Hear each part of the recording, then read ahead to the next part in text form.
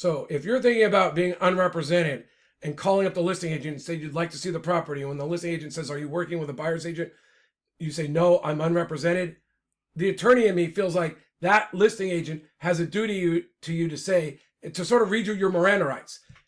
They should warn you, anything you say and do can be used against you in a negotiation, because the listing agent has a duty to tell that to the seller, because they're not representing you, they're representing the seller.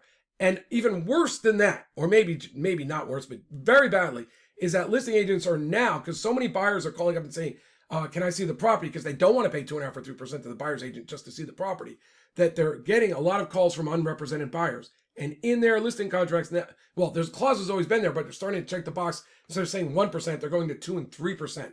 So you don't know whether it's going to be 1, 2, 3 ahead of time. But the point of the matter is if you thought you had an advantage with the home seller because you would look, you're not asking them to pay 3% to your buyer's agent, so it makes you look like a better offer for them to work with, you might be getting the worst of both worlds, because that listing agent might be getting paid 1, 2, or 3% for working with you, and yet they'll have a duty to give away all your negotiating positions to the seller. They won't be able to help you with contingencies. These are really in any way help you versus their seller. They have a duty to the seller and not you. So you don't want to be an unrepresented buyer. Now, there are ways to talk about the listing agents. There absolutely are. And I'll be doing that I'm trying to keep them all 2 minutes or less in my video series at listingattorney.com/homebuyer. I cover all the important questions on the internet right now in the video series. And at some point in time, I'm going to also show you the best way to buy a home.